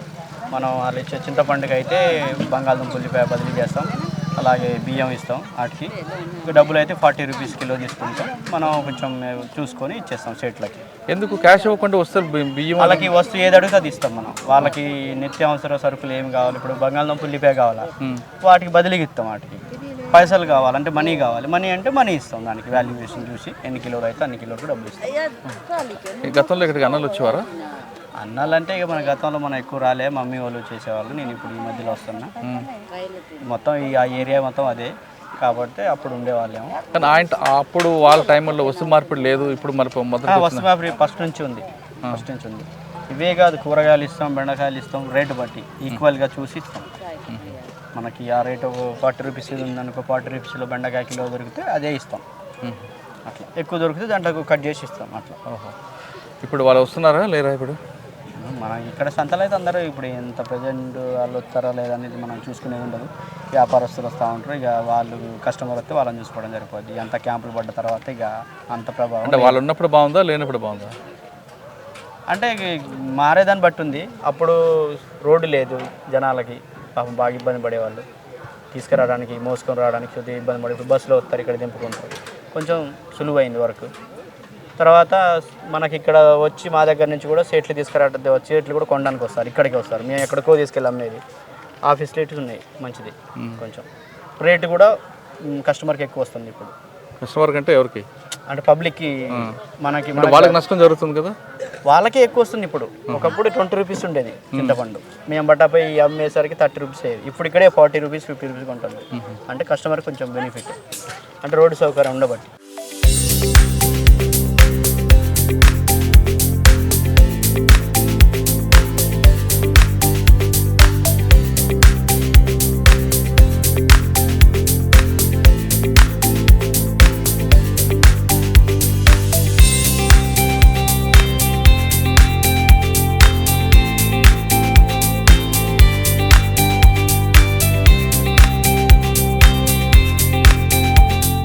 ప్రస్తుతం మన బీజాపూర్ జిల్లాలో హిడ్మా పుట్టి పెరిగిన ప్రాంతంలో ఉన్నాం. ఇక్కడ చిన్నబట్టిగూడెం విలేజ్ ఇది. ఇక్కడ నుంచి 2 కిలోమీటర్లు వెళ్తే పువ్వర్తి గ్రామం, హిడ్మాకి పెట్టిన కోట. ఈ ప్రాంతం అంతా కూడా హిడ్మాతో పాటు హిడ్మా అనుచరులు అందరూ తిరిగిన ఏరియా. ఇప్పుడు మన చిన్నబట్టిగూడెం సూపందూరు, చిన్నబట్టిగూడెం మావోయిస్టు పార్టీకి పూర్తిగా సానుభూతిపరుడైన ఒక వ్యక్తి చనిపోతే ఆయన పేరు మీద గ్రామస్తులే కట్టిన స్తూపం ఇది. తర్వాత ప్రభుత్వం రావడం, పోలీసులు క్యాంపులు పెరిగిన తర్వాత స్తూపాన్ని పూర్తిగా నేలకొరగించారు. ఇక చిన్నబట్టిగూడెం ఇక్కడ మరొక ప్రత్యేకత ఉంది. కేవలం హిడ్మా పుట్టి పెరిగిన ఊరే కాకుండా జనతన్ సర్కార్ పనిచేసిన ప్రాంతం ఇది. జనతన్ సర్కార్ ఇక్కడ ఈ ప్రాంతంలో చాలా గ్రామాలు అభివృద్ధి చేశామని మావోయిస్టు పార్టీ చెప్తుంటుంది. ఇటీవల జనతన్ సర్కార్ ప్రెసిడెంట్ సోనీ కూడా తన ఇంటర్వ్యూలో చెప్తూ ఒక చెరువు ఉంటుంది, ఆ చెరువుని డెవలప్ చేశాము, జనతన్ సర్కార్లో చేసిందని చెప్తారు. ఇప్పుడు మనకు కనిపిస్తున్న విజువల్స్లో జనతన్ సర్కార్ అభివృద్ధి చేసిన చెరువు అది. చిన్నబట్టిగూడెంతో పాటు చుట్టుపక్కల గ్రామస్తులందరికీ కావాల్సిన చెరువు చాలామందికి ఇప్పటికీ కనిపిస్తుంటుంది. ఇది ఒక గతంలో ప్రభుత్వం పట్టించుకోకపోతే జనతన్ సర్కారే అభివృద్ధి చేసి చుట్టుపక్కల గ్రామస్తులందరికీ మంచులు ఇచ్చారు. అదేవిధంగా ఒక బోరు కూడా వేయించాం, ట్రాక్టర్ కూడా కొనిచ్చామని జనతన్ సర్కార్ చెప్తుంటారు. జనతన్ సర్కార్లో దాదాపు 6 శాఖలు ఉన్నాయి. 6 శాఖల్లో నీటిపారుదల శాఖ, వ్యవసాయ శాఖ ఉన్నాయి. కాబట్టి ఆ శాఖలో వచ్చే నిధుల ద్వారా చెరువులు అభివృద్ధి చేసాం, అదేవిధంగా ఆశ్రమాలు కట్టించామని జనతన్ సర్కార్ చెప్తుంటుంది. ఒకప్పుడు ఈ ప్రాంతం అంతా కూడా పోలీసుల బూట్లు చప్పుడు, మావోయిస్టుల తుపాకులతో మారుమోగిన ప్రాంతం. అసలు గతం ఎలాగుండేది, ప్రస్తుతం ఎలాగుంది అనే విషయం ఈ ప్రాంతంలో చుట్టుపక్కల పనిచేసిన జర్నలిస్టులు కొంతమంది ఉన్నారు. వాళ్ళని అడిగి గతంలో ఏ విధంగా ఉంది, ప్రస్తుతం ఎలాగుంది విషయాన్ని వాళ్ళని అడిగి తెలుసుకుందాం. ప్రస్తుతం మనతో మాట్లాడడానికి స్థానిక రిపోర్టర్ మురళీకృష్ణ ఉన్నారు. ఆయన అడిగి ఈ ప్రాంతంలో ఆయనకి దాదాపు 15-20 సంవత్సరాల నుంచి పనిచేస్తున్నారు. మావోయిస్టు పార్టీ సంఘటన జరిగిన, పోలీసుల వైపు నుంచి జరిగిన ఆయన టీం ఈ ప్రాంతంలో రావడం, ఇక్కడ కవరేజ్ చేయడం అన్నది. ఈ ప్రాంతంలోకి ఇప్పుడంటే రోడ్లు ఉన్నాయి, కానీ గతంలో రోడ్లు కూడా లేని ప్రాంతంలో ఈ జర్నలిస్టులు, స్థానిక జర్నలిస్టులు సాహసం చేసి వచ్చారని చెప్పాలి. ఎందుకంటే కిందకి ఎటు తెలియకుండా ఒక కాలేజ్ చేస్తూనే మందుపాత్ర పెళ్తుంది, వాగులు ఉన్నాయి, వంకలు ఉన్నాయి. ఇవన్నీ దాటుకుంటూ వాళ్ళు సాహసం చేసి ఈ ప్రాంతంలో జరిగిన సంఘటనని రిపోర్ట్ చేసేవారు. అంటే బాహ్య ప్రపంచానికి ఒక సంఘటన తెలియాలంటే ఈ ప్రాంతంలో జరిగిన సంఘటనలే వీళ్ళు వచ్చి సాహసం చేస్తేనే బయటికి తెలిసేది. అటువంటి జర్నలిస్టులు పరిచయం చేస్తున్నా. ఆయన ముందు మురళీకృష్ణ గారు అడుగుతాం. మురళీకృష్ణ గారు నమస్తే అండి. నమస్తే సార్, వీటివంతా మావోయిస్టు పార్టీ గతంలో అంతా వాళ్ళదే రాజ్యం, వందలాది వేలాది మంది ఉండే ప్రాంతం ఇది, ముఖ్యంగా హిడ్మా. ఈ ప్రాంతంలో గతంలో ఎలాగుంది, ఇప్పుడు ఎలాగుందండి? గతంలో మేము ఈ ప్రాంతానికి రావాలంటే చాలా ఇబ్బంది పడేవాళ్ళండి. మోటార్ సైకిల్ ద్వారా చిన్న కాలిబాట ద్వారా వచ్చేవాళ్ళం. అది కూడా ఏంటంటే దట్టమైన అటవీ ప్రాంతం ఉండేది. ఆ ప్రాంతంలో మాకు మోటార్ సైకిల్ మీద వెళ్తుంటే కాళ్ళకి ఈ చెట్లు అయిన తగిలి గాయాల పాలు కూడా అయిన రోజులు ఉన్నాయి. కానీ ఇప్పుడు ఆ పరిస్థితి మారింది. ఇప్పుడు మన ఈ ఆపరేషన్ కగార్ తర్వాత మన ఈ దండకారణ్యంపై కేంద్ర ప్రభుత్వం కేంద్రం, ఛత్తీస్గఢ్ రాష్ట్ర ప్రభుత్వాలు పట్టు సాధించడంతో రహదారులు విస్తరణ బాగు చేశారు. ప్రతి మారుమూల గ్రామానికి కూడా ఈరోజు రహదారులు అనేది వేయటంతో మాకే కాదు ఇక్కడ ప్రజలకు కూడా ఇబ్బందులు అనేది లేకుండా పోయింది. అంటే ఇప్పుడు ఆపరేషన్ గగార్ తర్వాత డెవలప్మెంట్ గురించి చెప్పడం కాకుండా ముందు ఎలా ఉండేది అంటే మీకు బాగా గుర్తుండిపోయిన ఒక సంఘటన చెప్పండి. మీరు చాలా ఎన్కౌంటర్లు, బ్లాస్టింగ్లు చూసుంటారు. మాకు ఇక్కడ 2013లో ఎన్కౌంటర్ అయిందండి. ఈ గ్రామానికి, ఈ బట్టిగూడెం గ్రామానికి ఒక 2 కిలోమీటర్ల దూరంలో హిడ్మా ఊరు ఉంటుంది, హిడ్మా విలేజ్ ఉంటుంది, పువ్వర్తి అని. ఈ పువ్వర్తి విలేజ్లో 2013 మార్చి బహుశా 16వ తారీఖు అనుకుంటా ఆ రోజు ఎన్కౌంటర్ అయింది. ఎన్కౌంటర్ అయితే అందులో దాదాపు 9 మంది మావోయిస్టులు చనిపోయారు. చనిపోతే మా టీం, అప్పుడు మేము 6 జర్నలిస్టులు ఉండేవాళ్ళం. మేమందరం కలిసి మోటార్ సైకిల్ ద్వారా అతి కష్టం మీద ప్రయాణం చేసి ఈ గ్రామానికి చేరుకున్నామండి. ఈ గ్రామం చేరుకోవడం దీంట్లో మీరు చెప్పినంత ఈజీగా రావడం కాదు, వచ్చేవారు. కానీ మధ్యలో మావోయిస్టులు కూడా మీకు ఆపి ఇబ్బంది పెట్టేవారు. మధ్యలో ఈ జనతన్ సర్కారు సభ్యులు ఉండేవారండి. ప్రతి గ్రామంలో కూడా ఒక చెక్ పోస్ట్ ఏర్పాటు చేసేవారు. చెక్ పోస్ట్ ఏర్పాటు చేసి మీరు ఎటు వెళ్తున్నారు, మీరు ఎవరు అని అడిగారు. అంటే మేము తెలంగాణ రాష్ట్రానికి అంటే అప్పుడు ఉమ్మడి ఆంధ్రప్రదేశ్ కాబట్టి మీరు ఏ రాష్ట్రం అంటే మాది ఆంధ్రప్రదేశ్ అని చెప్పేవాళ్ళండి, చెర్ల అని చెప్పేవాళ్ళం. తర్వాత మీరు ఎవరంటే పత్రికారంటే అప్పుడు వదిలేవారు. కానీ మిమ్మల్ని అందరినీ ఒక దగ్గర దామోదర్ కిడ్నాప్ చేస్తారట కదా. అయితే మన దాదాపు 2024 జనవరి 24వ తారీఖు మేమందరం ఒక 10 మంది టీం వచ్చామండి. మేము భద్రాచలం జర్నలిస్ట్ మిత్రులు వస్తే ఇక్కడికి దగ్గరలోని కొండపల్లి విలేజ్ ఒకటి ఉంటుంది. ఇక్కడ దాదాపు ఒక 4 కిలోమీటర్లు ఉంటుంది. ఆ విలేజ్లో మమ్మల్ని అందరిని ఆపేసి ఎవరంటే దామోదర్ టీంకు సంబంధించినటువంటి మిలిషియా సభ్యులు ఆపేసి ఆ రోజు నైట్ మొత్తం మమ్మల్ని అక్కడే ఉంచారు. అంటే మమ్మల్ని ఏమనలేదు, మమ్మల్ని మంచిగా చూసుకున్నారు, మంచిగా భోజనాలు పెట్టారు, అంత మర్యాదగా చూసుకున్నారు. ఆ రోజు నైట్ మొత్తం అక్కడే ఉన్నామండి. తర్వాత దామోదర్ ఒక లెటర్ పంపించారు, మీరు ఎందుకు వచ్చారో మాకు తెలియదు, కాకపోతే మీరు ఏ ఉద్దేశంతో వచ్చినా కానీ ప్రజలకి మంచిగా జరిగేటట్టు మీ వార్తలు మీరు ప్రచురించండి అని చెప్పన్నారు. మేము ఇక్కడ ఉన్నది మేము ఆ రోజు ప్రజెంట్ చేసామండి ఉన్నదన్నట్టు. సరే, హిడ్మాకు పూర్తిగా అడ్డా అంటున్నారు. ఈ ప్రాంతంలో ఎవరిని ఆదివాసిని అడిగి హిడ్మా పేరు చెప్తున్నారు. హిడ్మా గురించి మీకు బాగా తెలుసు కాబట్టి ఈ ప్రాంతంలో మావోయిస్టిక్ ప్రాబల్యం పెరగడానికి హిడ్మా కారకుడు, మావోయిస్టిక్ ప్రాబల్యం తగ్గిపోవడానికి హిడ్మా కారకుడు అంటున్నారు. ఎందువల్ల? ఈ ప్రాంతంలో హిడ్మా అంటే ఈ ప్రాంతంపై ఆయన ఇక్కడ పుట్టి పెరిగిన వ్యక్తి కాబట్టి అండి ఈ ప్రాంతంలో ఆయన గట్టి పట్టుంది. ఆయన 2024 జనవరిలో ఇక్కడ ఈ పూవర్తి అనే గ్రామంలో పోలీస్ క్యాంప్ పెట్టారు, సిఆర్పిఎఫ్ క్యాంప్. అప్పటి వరకు కూడా ఆయన ఆ ఊర్లోనే ఆయన అడ్డాగా చేసుకొని ఈ సామ్రాజ్యాన్ని అనేది ఈ మావోయిస్ట్ దాన్ని పర్యవేక్షించేవాడు. ఎప్పుడైతే ఇక్కడ మన ఈ బేస్ క్యాంప్ పెట్టారో ఆయన ఆ రోజు నుంచి ఆయన దూరంగా వెళ్ళిపోయాడండి. అది కానీ గతంలో ఇక్కడ ఒక కూపింగ్ చేస్తున్న ఆఫీసర్ల మీద దాడి చేయడం, ఒక 22 మంది చనిపోవడంతో దాని కారకుడు హిడ్మా అంటున్నారు. వాస్తవం? హిడ్మా టీం అండి. ఇక్కడ దగ్గరలోని తెర్రం అనే ఒక విలేజ్ ఉందండి. అంటే ఇక్కడ నుంచి దాదాపు ఒక 15-20 కిలోమీటర్లు ఉంటుందండి ఆ తెర్రం అటవీ ప్రాంతంలో హిడ్మా టీము ఈ సిఆర్పిఎఫ్ బలగాలపై దాడి చేయడంతో 23 మంది చనిపోయారు. ఆ సమయంలో మేము కూడా అక్కడికి వెళ్ళి ఆ ఏరియాకి వెళ్ళి మేము వార్తా కవరేజ్ చేసామండి. మీకు ఎప్పుడు హిడ్మా ఎదురుపడలేదా? ఎప్పుడు ఎదురుపడలేదు. మిగతా ఎవరైనా నాయకులు, మిగిలిన నాయకులు మేము చూసాము, దామోదర్ గానీ చూసాము, వాళ్ళకి ఇంటర్వ్యూలు చేసామండి. ఎవరెవరివి? మాకు దామోదరు, మన కొయ్యాడ సాంబయ్య అలియాస్ ఆజాదు, వీళ్ళతో ఎక్కువగా. కానీ ఈ అనుభూతి ఎలాగ ఉంటుందండి మీకు? ఈ అనుభూతి మాకు చాలా అంటే సరే ఇది బాధాకరమైన విషయం అయినా కానీ మాకు ఎన్కౌంటర్ అయితే మాత్రం వెంటనే క్షణాల్లో మేమందరం ఎలర్ట్ అయిపోయి ఇంటి దగ్గర ఏం జరిగినా మాకు అవసరం లేదు, మాకు ముందు ఏంటంటే వార్తా కవరేజ్ చేయాలి. ఈ విషయాన్ని బాహ్య ప్రపంచానికి తెలియజేయచ్చని ఆతలతో మేము మోటార్ సైకిల్ వేసుకొని ఎంత వేగంతో మన తుఫాన్ కంటే వేగంతో వచ్చి ఇక్కడ వార్తను కవర్ చేసుకుని వెళ్ళేవాళ్ళం. ప్రస్తుతం మనం బీజాపూర్ జిల్లాలో పెద్దబట్టి గ్రామంలో ఉన్నాం. పెద్దబట్టి పక్కనే హిడ్మా ఊరు. ఇప్పుడు మన వెనక కనిపిస్తున్న సోపం కటకం సుదర్శన్ పోలిట్ బ్యూరో మెంబర్. ఆయన కరోనాతో చనిపోవడంతో హిడ్మా దగ్గరుంచి ఈ సోపం కట్టించారు. ఈ సోపం కట్టిన తర్వాత దీనికి 2 సెంట్రీ పాయింట్లు పెట్టారు. ఒకటి ముందుకు ఒక సెంట్రీ కనిపిస్తుంది, మనకి ఈ సైడ్ ఒక సెంట్రీ ఉంటుంది, చెట్ల మీద సెంట్రీ. 2 సూపాంగ్ వెళ్ళడానికి మెట్లు కూడా కట్టించారు. ఇది ఒక సిమెంట్ కాకుండా మొత్తం ఐరన్ కట్టి భారీ ఎత్తున పర్మనెంట్ సూపంగానే కట్టినట్టు కనిపిస్తుంది. అయితే పోలీస్ క్యాంపులు ఎప్పుడు వచ్చాయో ఆ క్యాంపులు వచ్చిన తర్వాత ఈ సూపాన్ని పూర్తిగా కూల్చివేశారు. కానీ మావోయిస్టు ప్రభావితం ఉన్న టైంలో మాత్రం ఈ సూపం మీద మీటింగ్లు పెట్టేవారు. ఇప్పుడు మనం చూస్తున్న ఈ ప్రాంతం అంతా కూడా దాదాపు వేలాది మంది మావోయిస్టులు కూర్చొని ఉండేవారు. ఇక్కడే మీటింగ్లు కానీ కొన్ని జరిగేవి, ప్లేన్ రేస్ కూడా ఇక్కడ జరిగేవని ఇక్కడ గ్రామస్తులు చెప్తున్నారు. ఇది హిడ్మా కట్టిన సూపం. దాదాపు 3-4 సూపాలతో కట్టించాడు. అందులో మొట్టమొదటిది కటకం సుదర్శన్ గారి సూపం. ఇది కొలాప్స్ అయిపోయిన తర్వాత కూల్చిన తర్వాత కానీ వాటి జ్ఞాపకాలు మాత్రం కనిపిస్తున్నాయి.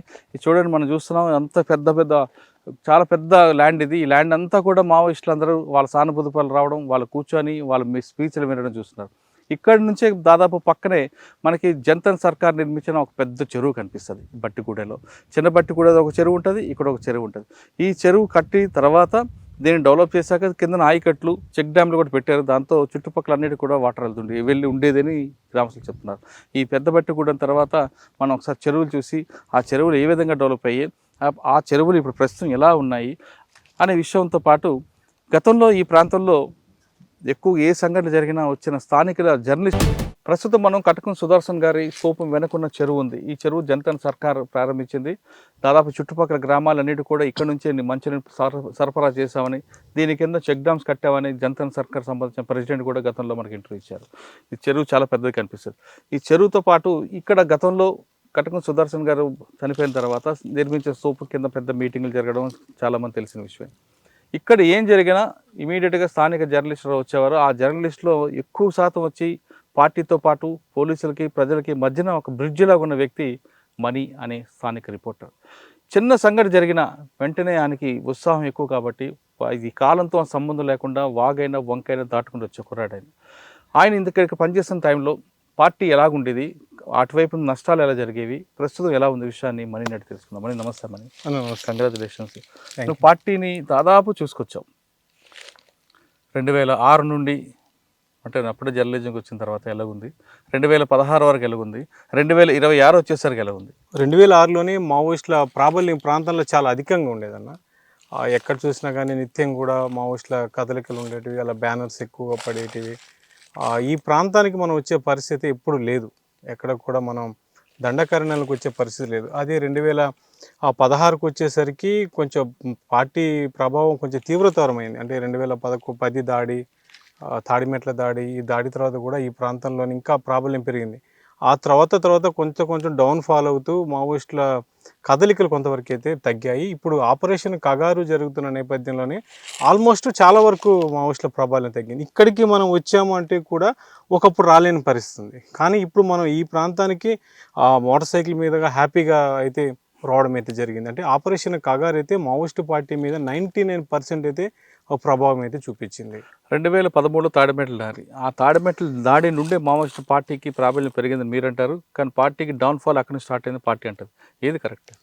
వాస్తవానికి మావోయిస్టు పార్టీకి డౌన్ఫాల్ అయితే అప్పుడైతే ఏం అవ్వలేదు. మావోయిస్టు పార్టీలోని ఆ దాడి అతిపెద్ద దాడి. ఆ దాడి తర్వాతనే అసలు మావోయిస్టు పార్టీ అంటే ఒక భయం అనేది కూడా జనాలలో పెరిగింది. అప్పటి నుంచే వాళ్ళు మిగతా చోట్ల కూడా కమిటీలు పెంచుకోవడం, కమిటీ దండకారణ్యంతో పాటుగా వివిధ రాష్ట్రాలకు కూడా పార్టీలను అయితే విస్తరించడం అయితే జరిగింది. అసలు తాడిమెట్ల దాడి చెప్పండి. తాడిమెట్ల దాన్ని ఎందుకంటే అక్కడ నేను రిపోర్టింగ్ చేశాను. నేను ఆ ప్రాంతంలోకి వెళ్ళినప్పుడు కూమింగ్కి వచ్చినటువంటి పార్టీస్ని లక్ష్యంగా చేసుకొని వీళ్ళు అటాక్ చేయడం అయితే జరిగింది. ఒక కొండ ప్రాంతంలో నుంచి అయితే వాళ్ళు మావోయిస్టులు అయితే అటాక్ చేశారు. అక్కడ ఉన్నటువంటి స్థానికులతో కూడా నేను ఇంటర్వ్యూ కూడా చేశాను ఆ రోజు. అసలు అప్పుడు ఎలా జరిగింది అనే దాన్ని కూడా కొంతమంది స్థానికులు కూడా నోరైతే మెదపలేదు, అసలు ఏం జరిగింది చెప్పే ప్రయత్నం చేయలేదు. కానీ సేదతూరుతున్నటువంటి పార్టీ మీద అయితే అప్పుడు అయితే అటాక్ చేయడం అయితే చేశారు. దాన్ని అటాక్ చేసిన తర్వాత కూడా వాళ్ళ మావోయిస్టులు కూడా చనిపోయారు, దాదాపు ఒక 7గురు. వాళ్ళ డెడ్ బాడీస్ని కూడా అప్పుడు పార్టీ కూడా రిలీజ్ చేసింది. ఆ తాడిమెట్ల ఘటన తర్వాత కూడా ఆ ఊరికి వెనక వైపు తాడిమెట్లలో కూడా జరగలేదు. ఇటు తాడిమెట్ల పక్కన ఇంకొక ఊరు ఉంటుంది, ఆ మధ్యలోనైతే ఆ ఇన్సిడెంట్ జరిగింది. అది యాక్చువల్గా తాడిమెట్లకు సంబంధించిన ఊరు అయితే కాదు, అది పక్కన ఇంకొక ఊరు అనేది వస్తుంది. ఆ ఊరుకి మధ్యలో అది అటాక్ అయితే జరిగింది. అప్పుడు అది పెద్ద దాడి, అది చాలా పెద్ద దాడి. ఆ దాడి తర్వాతనే మావోయిస్టు పార్టీ అని అంటేనే ఒక భయం గులిపే పరిస్థితి అయితే ఆ సమయంలో అయితే కలిగిందనేది అక్కడ ఉన్న స్థానికులు అయితే మనం రిపోర్టింగ్ చేసిన క్రమంలో అయితే చెప్పడం అయితే జరిగింది. 2006, 2016, 2026 అంటే 2024 నుండి క్రమేపీ తగ్గింది, కానీ 2024 వరకు ఇక్కడ జరిగిన సంఘటనలు చాలా కవర్ చేశారు మీరు. మీకు బాగా గుర్తుండిపోయిన సంఘటన, ఆ గుర్తుండిపోయిన సంఘటనలో వచ్చిన చాలా అని చెప్పండి. 2013లో ఒక ఇన్సిడెంట్ జరిగింది. ఇప్పుడు మనం ప్రతి ఏడాది కూడా పోలీస్ అమరవీరుల క్రమంలోని ఒక పోస్టర్ మనం చూస్తుంటాం. ప్రసాద్ బాబు అని, కర్ణం ప్రసాద్ బాబు అని ఒక మన సిఐ అతను సిఐ స్థాయి ఉద్యోగి. అతను ఇదే ఇప్పుడు మనం ఉన్న ప్రాంతానికి జస్ట్ ఒక 3-4 kmలోనే అక్కడ ఒక కౌరుగట్ అని గ్రామం ఉంటుంది. అప్పుడు అక్కడ మావోయిస్టులు KKW టీం మొత్తం ఉంది, ఖమ్మం, కరీంనగర్, వరంగల్ టీం మొత్తం ఉంది. ఆ టీం ఉందనేసి వీళ్ళు కూమింగ్కి వచ్చారు. ఆ రోజు కూమింగ్కి వచ్చిన తర్వాత వాళ్ళు మావోయిస్టులు తారసపడటం, వీళ్ళు ఎన్కౌంటర్ కూడా జరుగుతుంది. ఆ జరిగిన క్రమంలో కూడా 9 మంది మావోయిస్టులు కూడా చనిపోతారు. ఆల్మోస్ట్ అక్కడ టీం మొత్తం కూడా అయిపోతుంది. అప్పుడు వీళ్ళు వెళ్ళే క్రమంలోని RSI వీళ్ళు హెలికాప్టర్ ఎక్కే క్రమంలోని వాళ్ళు మావోయిస్టులు అటాక్ చేస్తారు. వీళ్ళ RSI ఉన్నటువంటి బృందం మీద అటాక్ చేస్తారు. అప్పుడు ఆయన ఏం చెప్తారంటే, మీరంతా వెళ్ళిపోండి, మీరంతా ఎక్కేయండి పైకి అని చెప్పని అతను ఎక్కేయడం, వాళ్ళని మిగతా వాళ్ళందరినీ హెలికాప్టర్ ఎక్కించడం జరుగుతుంది. జరిగిన క్రమంలోనే ఈ మన వరప్రసాద్ బాబు అని మాత్రం అక్కడే ఉండిపోతారు. ఆయన ఉండిపోతుంది. అతన్ని వీళ్ళు మావోయిస్టులు అదుపులోకి తీసుకోవడం జరుగుతుంది. ఆ విషయం మనకు 2 days తర్వాత మాకు చెర్లకి ఒక ప్రెస్ నోట్ వస్తుంది. ఇట్లాగా ఇట్లాగా అతను దొరికిపోయారంట అని చెప్పని ఒక సమాచారం అయితే అందుతుంది. ఆ తర్వాత ఆ డెడ్ బాడీ కూడా అక్కడే ఉంది, దాన్ని మీరు దమ్ముంటే పట్టుకెళ్ళండి అని చెప్పని ఒక లెటర్ కూడా వదులుతారు. అప్పుడు ఆ ఏరియాకి సంబంధించినటువంటి టీమే అప్పుడు కూడా చేసింది. నాకు పామిడి ఏరియా కమిటీ కావచ్చు, వాళ్ళు అనౌన్స్ చేస్తారు. అప్పుడు బాడీ తేవడానికి కూడా అసలు ఆ బాడీ ఎక్కడుందో కూడా తెలీదు. పలానా కౌరుగట్టు అడవుల్లో ఉంది, మీరు దమ్ముంటే పట్టుకెళ్ళండి అని సవాల్ ఇస్తుంటారు. అప్పుడు ఎస్పీ రంగనాథ్ గారు ఉన్నారు, అప్పుడు చర్లాసి ఎస్ఐకి అయితే దోమల రమేష్ గారు అని ఉంటారు. ఆయన నేను పడుకుంటాను, మార్నింగ్ వచ్చేసి ఆ డెడ్ బాడీని అలాగే తీసుకురావాలి, ఎట్లయినా మీరే వెళ్ళాలి అని చెప్పని పాపం ఆయన చాలా అడుగుతారు. అడిగిన క్రమంలోనే సరే వెళ్తామని చెప్పి ఒక 6గురం అయితే బయలుదేరుతాం. మాకు అంతా భోజనాలు అంతా ఏర్పాటు చేస్తారు. మేము ఈ ప్రాంతానికి రావడానికి మాకు 6-7 అవర్స్ పడుతుంది. రోడ్ లేదు, ఏమీ లేదు. మేము అక్కడికి వచ్చి ఆ కౌరుగట్టు అనే గ్రామంలోనే ఆ బాడీని ట్రేస్ అవుట్ చేస్తాం.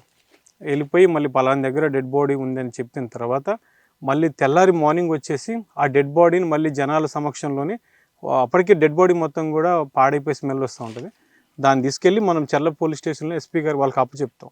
అప్పుడు అక్కడ కొంచెం వాళ్ళు ఆ నివాళులంతా అర్పించిన తర్వాత ఆ బాడీని అయితే వాళ్ళు ఆంధ్రప్రదేశ్కి పంపిస్తారు. అప్పుడు ఎక్కువగా మేమే దాన్ని లీడ్ చేసాము. డెడ్ బాడీ తీసుకురావడంలోనే డెడ్ బాడీ తీసుకురావడంలో మీరు రీడ్ చేశారు, కానీ మీకు కూడా ఒక ఛాలెంజ్ వచ్చింది, మిమ్మల్ని కూడా కిడ్నాప్ చేశారట కదా సంఘటన. అది ఎప్పుడంటే కిడ్నాప్ అనేది కాదు, అది మన పువర్తి క్యాంపు పెట్టిన క్రమంలోనే, మీకు పువర్తి ఫస్ట్ ఆపరేషన్ కగర్ తర్వాత పువర్తి గ్రామంలోని క్యాంప్ ఏర్పాటు చేస్తారు, జస్ట్ మనం ఉన్న దగ్గరలోనే. అప్పుడు మేము వెళ్తుంటే మావోయిస్టులు ఇక్కడే మామూలుగా లంచ్ భోజనంలో వండుకుంటున్నారు మధ్యాహ్నం పూట. మమ్మల్ని అక్కడ ఆపుతారు. మీరు ఎక్కడికి వెళ్తున్నారు ఏమిటి అని అడిగేసరికి మేము పలానా ప్రెస్ అని ముందు ఐడి కార్డులు ఇస్తాను, ఆ ఐడి కార్డు కూడా ఇస్తాను, అందరికీ ఐడి కార్డులు ఇస్తాము. ఇచ్చిన తర్వాత వాళ్ళు మేము లోపలికి వెళ్ళి వస్తామని చెప్పని మమ్మల్ని ఒక దగ్గర ఆపుతారు. ఆపి మేము అక్కడే భోజనాలు వండుకుంటాం. వాళ్ళు వెళ్ళేసరికి మధ్యాహ్నం 12 గంటలకు ఆపుతారు మమ్మల్ని. ఆపిన తర్వాత మా పేర్లు ఎవరెవరు వచ్చారు, మా ఐడెంటిటీ కార్డులు, మా ఆధార్ కార్డులు మొత్తం పట్టుకొని వెళ్ళి, అప్పుడు టీం ఎవరున్నారంటే మన దామోదర్ ఉన్నాడు, అక్కడ ఛత్తీస్గఢ్ టీమ్స్ కూడా ఉన్నాయి. అంటే అక్కడ పువర్తి క్యాంపు పెట్టిన తర్వాత ఆ చుట్టుపక్కల నక్సల్స్ అందరూ కూడా ఈ ప్రాంతానికి వచ్చేసారు. ఈ టీమ్స్ అన్నీ అక్కడే ఉన్నాయి. ఎవరెవరు వచ్చారు ఏంటనేసరికి మేము ఆల్మోస్ట్ తెలుసు కాబట్టి పలానా వీళ్ళు పత్రికలు వచ్చారని చెప్పిన తర్వాత మళ్ళీ ఎందుకు వెళ్తున్నారు ఏంటని మళ్ళీ ఒక లెటర్ పంపించారు. అంటే మేము పలానా జగురుకొండ వెళ్తున్నాను, మా రిపోర్టర్ ఒక అతను చెప్తారు. ఆ తర్వాత మరి కొంతమంది పువర్తి వెళ్తున్నామని కూడా చెప్తాం, రాసి పంపిస్తాం ఆయనకి ఏమిటనేది. అప్పుడు ఆయన కూడా ఒక లెటర్ పంపిస్తారు, మీరు ఎందుకు వచ్చారు ఏంటో మాకు తెలుసు, కానీ ప్రజలకు న్యాయం జరిగే విధంగా వార్తలు కవర్ చేయండి, మీరు పువర్తి వెళ్తున్నారని మాకు తెలుసు అని చెప్పని దామోదర్ మళ్ళీ ఒక లెటర్ పంపిస్తారు. అప్పటికి సమయం ఎంత అయిపోద్ది అంటే ఈవినింగ్ 5 అయిపోతుంది. అయితే మా బండ్లు వేసుకెళ్ళిన ఒక 2 బళ్ళు ఆగిపోతాయి. మా ఐడెంటిటీ కార్డులు మొత్తం అందులో ఉంటాయి. మేము ఇటు వెళ్ళలేము అటు వెళ్ళాము, ఎందుకంటే దారి మొత్తం క్లోజ్ అయిపోయింది. అప్పటికే మొత్తం పార్టీస్ అన్ని తిరుగుతున్నాయి, అటు మావోయిస్టుల పోలీసులు ఎవరికి తెలియని పరిస్థితుంది. మేము ఎటు వెళ్ళాలన్నా 3-4 అవర్స్ జర్నీ చేయాల్సి వస్తుంది. అందుకని చెప్పని మేము ఆ రోజు నాటి ఇక్కడే పడుకుంటాం మేము అని చెప్పడం జరిగింది. అయితే ఇదే క్రమంలోనే లాస్ట్ టైం ఎన్కౌంటర్ జరిగిన ఉద్దమ్ సింగ్ వస్తాడు అక్కడికి. ఆయన వచ్చి మీరు చర్ల నుంచి వచ్చారంటగా ప్రెస్ అని మమ్మల్ని అడుగుతారు. ఆయన అవును మేమే వచ్చామని చెప్తాం. చెప్పిన తర్వాత ఆయన కొద్దిసేపు మాట్లాడే వెపన్ ఉంటుంది ఆయనకి, మీరు ఒక 5 days ఇక్కడ ఉండాలి అంటాడు ఆయన. ఎందుకు అని మేము అడుగుతాం. అంటే మీరు ఉండాల్సి వస్తుంది అన్నారు. అంటే మన మిత్రులు అన్నారు కదా, మేము 5 days కాదు 10 days అయినా మేము ఇక్కడ ఉంటాం, మరి మేము ఇక్కడ ఉంటే మాత్రం మా గ్రేహౌండ్స్ వచ్చేస్తుంది అని చెప్పారు. గ్రేహౌండ్స్ వస్తే మరి మీకే ఇబ్బంది అని అంటే ఆయన కొంచెం పక్కకి వెళ్ళి ఆలోచించుకొని వైర్లెస్ సెట్లు ఎవరితో మాట్లాడిన తర్వాత సరే మీరు వచ్చేయండి అనేసరికి ఆయన వెళ్ళిపోతాడు. వెళ్ళిపోయిన తర్వాత అప్పుడు మళ్ళీ మాకు దామోదర్ ఒక లెటర్ పంపుతాడు, మీరు పువర్తి వచ్చారని తెలుసు, మీరు ఏదైనా కానీ జెన్యున్గా వార్తలు ప్రజెంట్ చేయండి అని చెప్తే అని మమ్మల్ని మీరు వెళ్ళిపోవచ్చు అని చెప్తారు. కానీ మేము ఇక్కడే ఉంటామని చెప్పి ఆ రోజు నైట్ అక్కడే పడుకుంటాం మేము. ఆ రోజు నైట్ మాకు వాళ్ళంతా కూడా భోజనాలు ఏర్పాటు చేస్తారు, మా బాబు ట్యాబ్లెట్స్ కూడా అందరికి ఇస్తారు, పాపం చాలా బాగా చూసుకుంటారు. అప్పుడు ఆ నైట్ మేము అక్కడే పడుకుంటాం. అదొక మెమొరబుల్ మాకు, అదొక పెద్ద టాస్క్ కూడా. విషయం ఏంటంటే ఆ రోజు కూడా మేము బట్టలు కొనుక్కుంటాం సంతలో. ఇదే సాటర్డే సంత జరుగుతుంటుంది. చాలా మంది చూసుకొని వీళ్ళు బట్టలు కొనుక్కుంటున్నారు, వీళ్ళు నక్సల్స్ ఆపేర్చారని చెప్పని ఇక్కడ స్థానికులు మన ఫ్యామిలీస్ చెప్పేస్తారు. అక్కడ వాళ్ళు టెన్షన్ పడుతుంటారు. మీ ఎవరికన్నా ఫోన్ చేద్దామంటే వీళ్ళు ఏమంటారు, మేము ఒక పాయింటే చూపిస్తాం, మీరు ఆ పాయింట్కి వస్తేనే మీకు సిగ్నల్ ఉంటుందని చెప్తారు. మేము ఎటు చెప్పలేని పరిస్థితి ఉంటుంది. వాళ్ళు ఒక టెన్షన్ పడుతుంటారు. మేము ఎట్లయినా చూసుకొని ఒక నైట్ 10కి ఒక ఫారెస్ట్లోకి వెళ్ళిపోయి ఒక దగ్గర సిగ్నల్ చూసుకొని ఒక్కొక్కరం ఫ్యామిలీకి చెప్పుకున్న తర్వాత అప్పుడు అక్కడ వాళ్ళకి టెన్షన్ తగ్గుతుంది. తగ్గిన తర్వాత మార్నింగే మళ్ళీ మేము పువర్తి వెళ్తాం. పువర్తి 7కి ఇక్కడ మళ్ళీ స్టార్ట్ అయిపోయి 9 కల్లా పువర్తి వెళ్ళిపోతాం. పువర్తి వెళ్ళిపోతే వాళ్ళు అక్కడ మమ్మల్ని ఆపుతారు, మీరు నైట్ ఎక్కడ ఉన్నారు ఏమిటి అని అడిగితే విషయం అంతా చెప్తాం. సరే కవర్ చేసుకోండి అని చెప్పిన తర్వాత మళ్ళీ అదంతా మేము కవర్ చేస్తాం. మళ్ళీ అక్కడ కూడా మళ్ళీ డిస్టర్బెన్స్ అవుతుంది. మాతో ఉన్నటువంటి 4-5 టీము విడిపోయి హిడ్మా తల్లి దగ్గరికి వెళ్ళిపోతారు. ఆమె వేరే గుట్టల్లో ఉంటుంది. వీళ్ళు ఏం చెప్తున్నారు, మీరు అటు వెళ్ళొద్దు, అటు మా మీద అటాక్ చేయడానికి మావోయిస్టులు రెడీగా ఉన్నారు, మీరెందుకు అటు వెళ్తున్నారు అని చెప్పని వీళ్ళు అంటారు. వీళ్ళు తెలియకుండా అటు వెళ్ళిపోతారు. ఇక్కడ మమ్మల్ని సతాయిస్తుంటారు, మీ టీం ఏమైపోయింది, మీరు కవర్ చేసుకున్నారు కదా అని. అక్కడ కొంచెం గందరగోళం ఏర్పడుతుంది. వీళ్ళు ఏమంటారంటే, ముందు ఇప్పుడు ఫైరింగ్ జరుగుతుంది, వాళ్ళని మేము డ్రోన్లు ఎగిరేస్తాము, వాళ్ళని పట్టుకొని వచ్చి మీళ్ళని పంపిస్తాం, మీరు వెళ్ళిపోండి అంటే మేము జేగురుకొండ నుంచి వస్తాం. వీళ్ళు ఏం చేస్తారు, మా దగ్గర ఉంటే 6 టీము వీళ్ళకి వచ్చి వీళ్ళని అడవిలోని అటాక్ చేస్తారు పోలీసులే. మీరు వెళ్ళిపోమంటే ఇటు ఎందుకు వచ్చారనేసరికి బై లక్గా అందులో ఉన్నటువంటి మన రిపోర్టర్కి అక్కడ ఉన్నటువంటి లీడ్ చేసే టీము వాళ్ళు పరిచయం. ఓహో మీరు పలానా కదా అని చెప్పి ఆయన వైర్లెస్ సెట్లు చెప్పించి మీరు వెళ్ళిపోండి, మీ టీం అలా వెళ్ళిపోయింది అంటే మేము జేగురుకొండ నుండి వస్తాం, వీళ్ళు ఎలా వెళ్ళారో అలాగొస్తారు. అప్పుడు మళ్ళీ పూజర్ కాంకేర్లో కూడా మళ్ళీ చాలామంది మావోయిస్టులు వస్తారు. ఆ రోజు అక్కడ మన వాళ్ళు మళ్ళీ భోజనాలు పెట్టిస్తారు వీళ్ళకి, వాళ్ళు ఇంటర్వ్యూ తీసుకుంటారు. మీరు దామోదరం చూశారు, ఇంకెవరైనా చూసారు, ఎవరితో ఎక్కువగా మాట్లాడారు? ఆజాద్ అని కూడా కలిసాము అప్పుడు, కొమ్మూరు మన సాంబయ్య. సాంబయ్య ఆయన మమ్మల్ని రమ్మన్నారు ఒకరోజు, ఒక 7 వెళ్ళాం. ఫారెస్ట్లో చాలా థిక్ ఫారెస్ట్, మమ్మల్ని తీసుకెళ్లారు ఒకరోజు. ఆయన దగ్గర కూడా వెళ్ళిన రోజున వాళ్ళు మాకు భోజనం. ఈ ప్రయాణంలో అంటే ఇటువైపు పోలీసు గవర్నమెంట్కి సపోర్ట్ చేస్తూ వెళ్ళేది కొన్ని ఉంటాయి, పార్టీ వైపు ఉంటాయి, న్యూట్రల్గా ఉంటాయి. మీ డ్యూటీ కానీ మన అందరి డ్యూటీ. పోలీసులు కూడా మీకు పనిగా అవసరం కాకుండా కొంచెం అనుమానం పడుతుంటారు. మావోయిస్టులు అనుమానం పడడం కూడా తప్పేం లేదు. ఈ రెండింటి మధ్య నలిపారు ఎప్పుడైనా? చాలాసార్లు. అంటే నేను బేసికల్గా ఆంధ్రజ్యోతిలో ఐటమ్స్ రాస్తుంటాను కదా, నేను చాలా ఐటమ్స్ రాశాను, పశువుల దందాల మీద, నక్సల్స్ దాని మీద. అప్పుడు ఒక ఇన్సిడెంట్ ఏంటంటే, వీళ్ళు ఫారెస్ట్లోని ఒక జేసీబీని పట్టుకెళ్తారు, దాని మీద నేను రాస్తాను, అన్నలకు కోపం ఓనర్లకు శాపం అని ఆర్టికల్ రాస్తాను ఆంధ్రజ్యోతిలో. దానికి వీళ్ళు నా మీద ఫైర్ అయిపోతారు. ఫోన్ చేయండి అని చెప్పి నాకు కాల్ చేస్తారు. ఫోన్ చేసి అది మేము చేయలేదు, అది ఛత్తీస్గఢ్ వాళ్ళు చేశారు, మీరు మా మీద ఎలాగ రాస్తారని చెప్పని నా మీద చాలా గొడవ పెడతారు. సాంబయ్య వీళ్ళు, ఆజాద్ అన్న వీళ్ళంతా గొడవ పెడతారు. అప్పుడు నేను సంబంధించుకోవడం జరిగింది. ఆ తర్వాత పశువుల రవాణా ఒకటి జరుగుతుంటుంది, ఛత్తీస్గఢ్ నుంచి అక్రమంగా పశువులు తీసుకొచ్చుకొని అమ్ముతుంటారు. వాటి మీద చాలా కథనాలు రాసిన. అప్పుడు కూడా నాకు ఒత్తిళ్ళు వచ్చినాయి.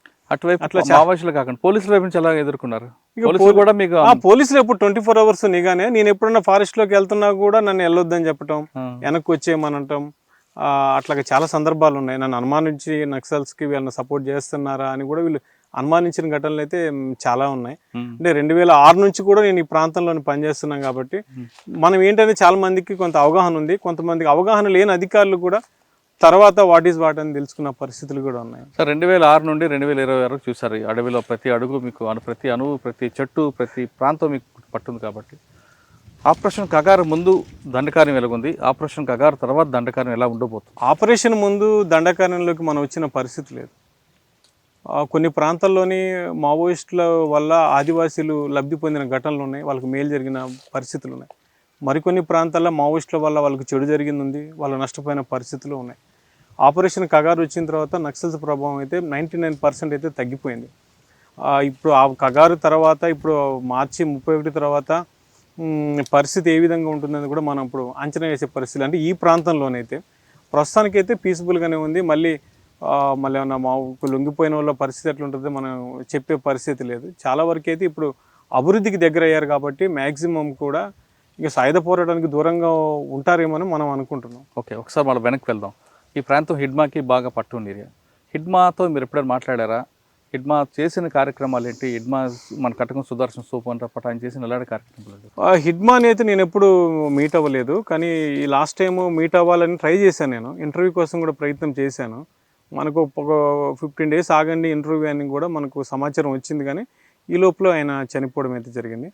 ఒక విధంగా చెప్పుకోవాలంటే ఈ ప్రాంతాల్లోని చాలా వరకు హిడ్మా ఆదివాసీలకు మెయిల్ చేశాడని అయితే నేను స్థానికులు నాకు కొంతమంది చెప్పడం జరిగింది. అంటే ఈ ప్రాంతంలో ఉండేవాడు కాబట్టి ఇక్కడ ఉన్నటువంటి స్థానికులకు కూడా వాళ్ళకి ఏ సమస్య ఉన్నా కూడా హిడ్మా ముందుండేవాడు అని అయితే చెప్పుకొచ్చేవాళ్ళు. ఎక్కువగా కూడా హిడ్మా చుట్టూరు వాళ్ళ పిన్నులు, బాబాయిలు మొత్తం వీళ్ళే ఉంటారు ఆయనకి రక్షణగా. హిడ్మా చెప్తే అది వేదం, అతను దేనికైనా మనకు హెల్ప్ చేస్తాడు అనేది కూడా ఒక ఉంది, పేరైతే ఉంది. ఆ ప్రాంతంలోనే చాలా ప్రాంతాల్లో అడగటం జరిగింది. ఇప్పుడు మన ఇక్కడ ఉన్న ప్రాంతం పక్కనే కటకం సుదర్శన్ స్థూపం అది ఆయన కట్టించాడు. ఇక్కడ కటకం సుదర్శన్ కరోనా టైంలో చనిపోవడమే జరిగింది. ఆ తర్వాత అతని గుర్తుగా అయితే మనం చూస్తున్నాం కదా, అదే స్థూపం అయితే ఆయన కట్టించడం జరిగింది. 2021 మార్చి 21 అనుకుంటా మేబీ ఆయన చనిపోతారు. అప్పుడు దగ్గరుండి అది హిడ్మాని ఇది కట్టించాడు. ఇదంతా చాలా పెద్ద స్తూపం. ఓకే, అందరు చనిపోయిన అమరుల కుటుంబాలకు ఆదుకోవడం కాకుండా వాళ్ళ తరఫున స్తూపాలు కట్టించిన హిడ్మా చనిపోయిన తర్వాత ఆయన పేరు మీద స్తూపం కట్టారు ఇక్కడ. లేదు అలాంటిది ఏం లేదు. అసలు స్తూపాలు ఎక్కడ కూడా కట్టలేదు. ఛత్తీస్గఢ్ ప్రభుత్వం కూడా ఎక్కడ కూడా అనుమతి ఇచ్చిన పరిస్థితి లేదు. కేంద్ర బలగాలు కూడా అసలు ఎక్కడెక్కడ స్తూపాలను కూడా ఉంచడం లేదు. టోటల్ ఆల్మోస్ట్ అన్ని కొలాప్స్ చేస్తారు. దండకారణ్యంలో మావోయిస్టు పార్టీ డెవలప్ అవ్వడానికి, అప్పర్ హ్యాండ్ అవ్వడానికి హిడ్మా కారణం అంటారు. పార్టీ తగ్గిపోవడానికి కూడా హిడ్మాయే కారణం అంటారు. వాస్తవం చెప్పుకోవాలంటే ఆపరేషన్ కగారు రావడానికి మెయిన్ కారణం హిడ్మానే నేను అనుకుంటాను. ఎందుకంటే నేను హిడ్మా మీద చాలా కథనాలు రాశాను. దాదాపుగా ఒక 20 నుంచి 30 కథనాలు రాసి ఉంటాను నేను ఆంధ్రజ్యోతిలోని. మెయిన్ హిడ్మా రోల్ ఎక్కువ ఉందని మనం చెప్పుకోవాలి. అంటే తెర్రంలోని ఒక ఇన్సిడెంటే దీనికి ఉదాహరణ. ఆ తెర్రానికి ఒక పార్టీ వీళ్ళంతా కుమ్మింకి వస్తారు. అప్పుడు వాళ్ళని కరోనా వచ్చిందని గ్రామం అంతా ఖాళీ చేయిస్తాడు హిడ్మా ఖాళీ చేయించి వాళ్ళ మీద అటాక్ చేస్తాడు. అటాక్ చేసినప్పుడు 22 మంది చనిపోతారు జవాన్లు. చాలామంది ఆ ఘటన అయితే కలిచివేస్తుంది. ఇలాంటి ప్రాంతంలోనే మొత్తం బాడీస్ని పడిపోయి ఉంటాయి. ఒక జవాన్ కూడా కిడ్నాప్ చేస్తారు. ఆ ఘటన అప్పుడే కేంద్ర ప్రభుత్వం భారీగా సీరియస్ అయిపోయింది. అంటే ఈ మావోయిస్ట్ వల్ల ఇంత నష్టం జరుగుతుంది, ఇంత ఇబ్బందులు చేస్తున్నారని అప్పటి నుంచి ఆపరేషన్ కగార్ అయితే స్టార్ట్ అయింది అని అయితే మనకున్న సమాచారం.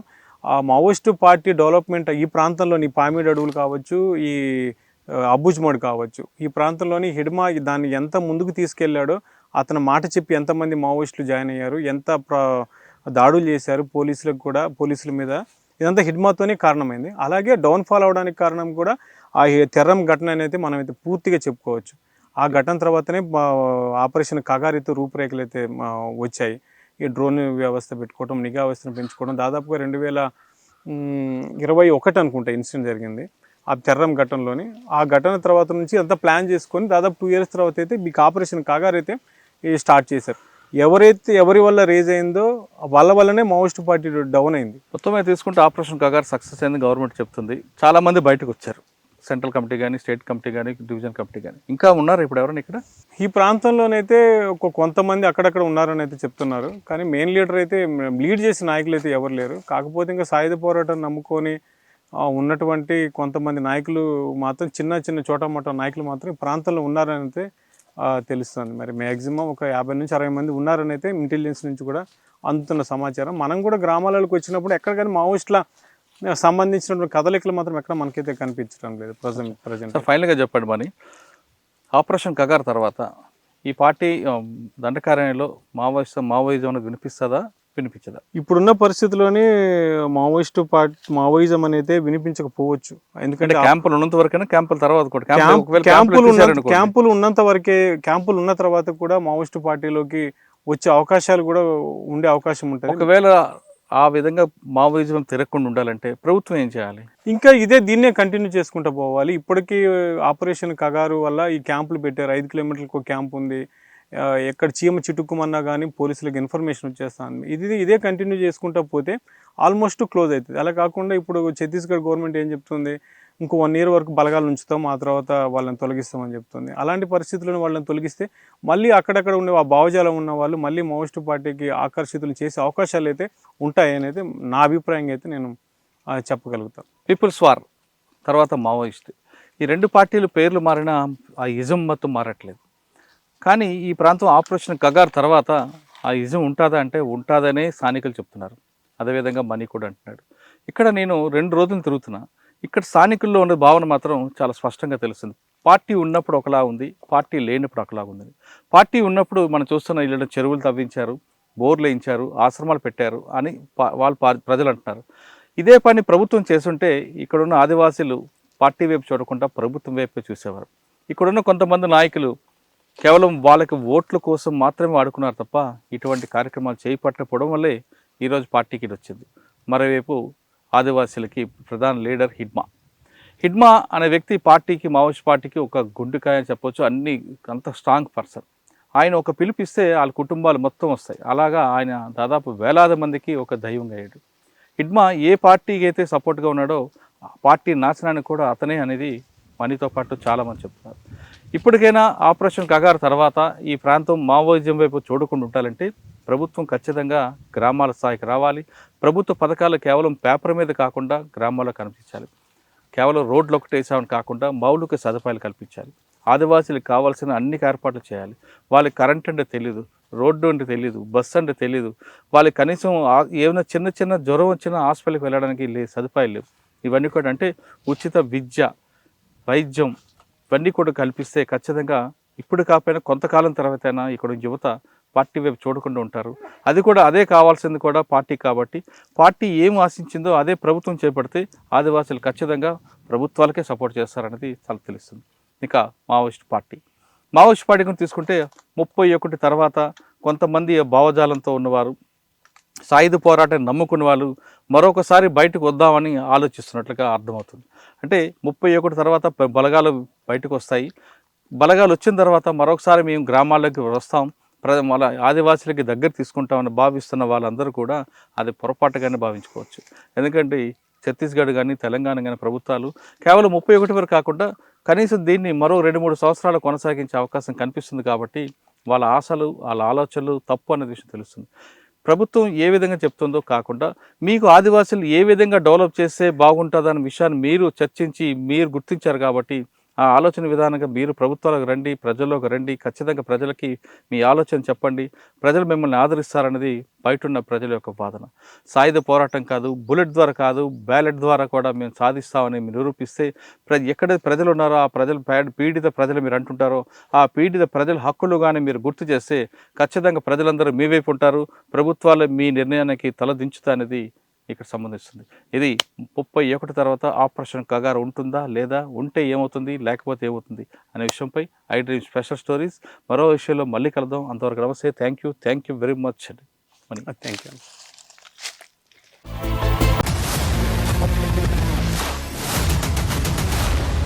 iDreams, this police diaries is something very, very valuable towards that. I must really appreciate Murali, your insights. iDreams founder and CEO చిన్న వాసుదేవ్ రెడ్డి గారితో మురళీధర్ క్రైమ్ స్టోరీస్ చాలా ఫేమస్ అయిపోయినాయి.